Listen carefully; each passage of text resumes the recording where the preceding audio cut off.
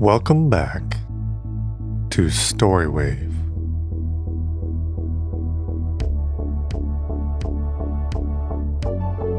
This is The Punishment of Loki, part of the Asgard Stories collection by Mary H. Foster and Mabel H. Cummings.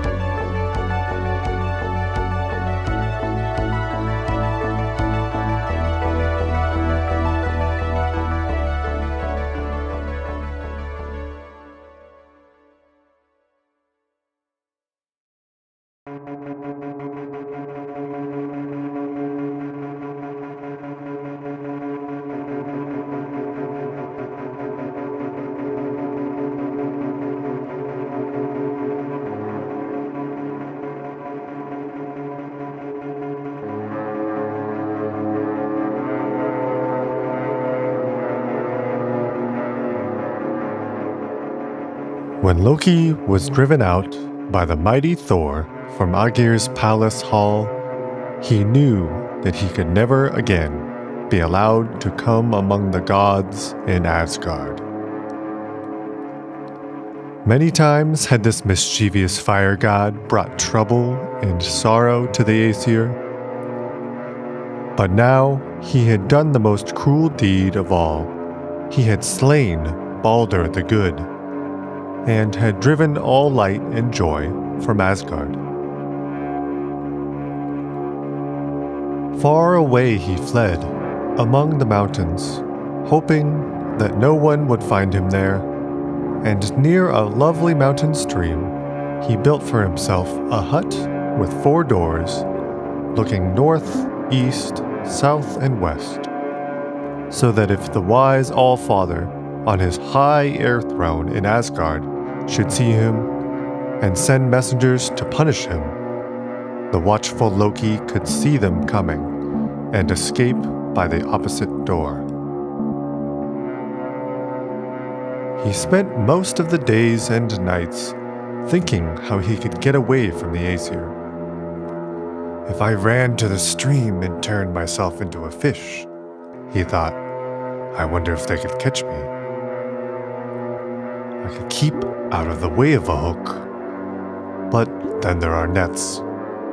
Æsir's wife has a wonderful thing like a net for catching fish, and that would be far worse than a hook. When Loki thought of the net, he began to wonder how it was made, and the more he thought, the more he wished he could make one so as to see how a fish could keep from getting caught in it. He sat down by the fire in his little hut, took a piece of cord, and began to make a fishnet. He had nearly finished it when, looking up through the open door, he saw 3 of the Æsir in the distance, coming toward his hut. Loki well knew that they were coming to catch him, and, quickly throwing his net into the fire, he ran to the stream, changed himself into a beautiful spotted salmon, and leaped into the water. A moment later, the 3 gods entered the hut, and one of them spied the fish net burning in the fire. "See," cried he, "Loki must have been making this net to catch fish.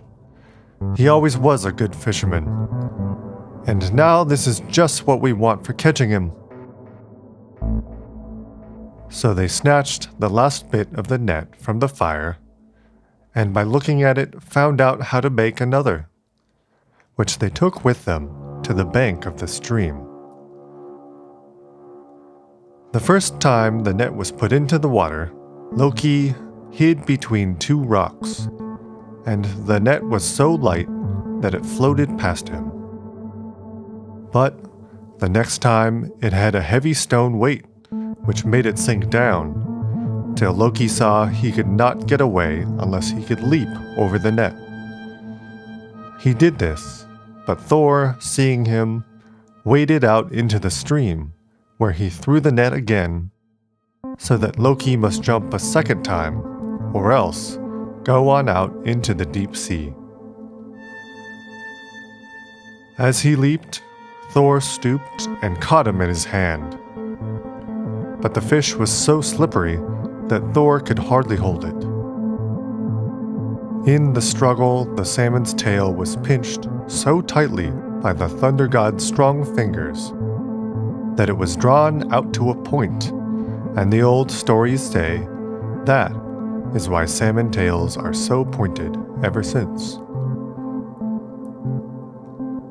Thus was Loki caught in his own trap, and dreadful was his punishment.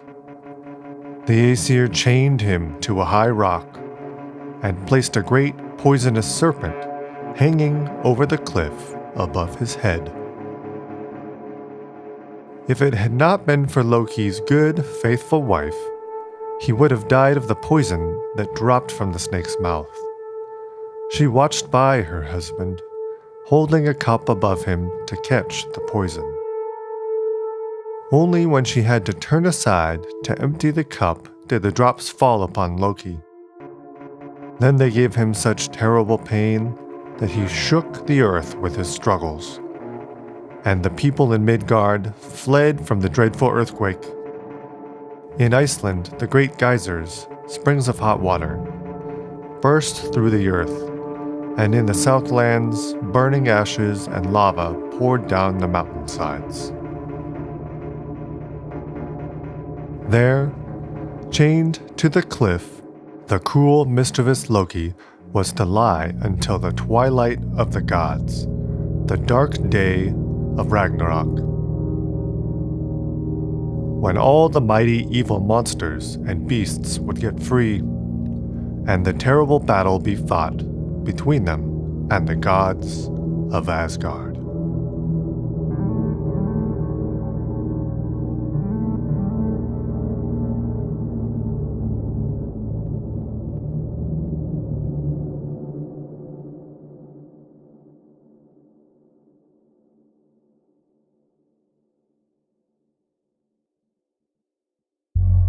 Thanks for listening to another episode of Storywave.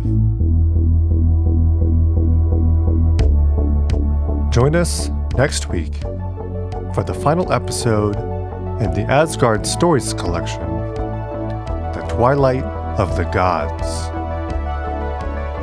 Until next week, if you need to get out of trouble, maybe try land instead of sea. Just a thought.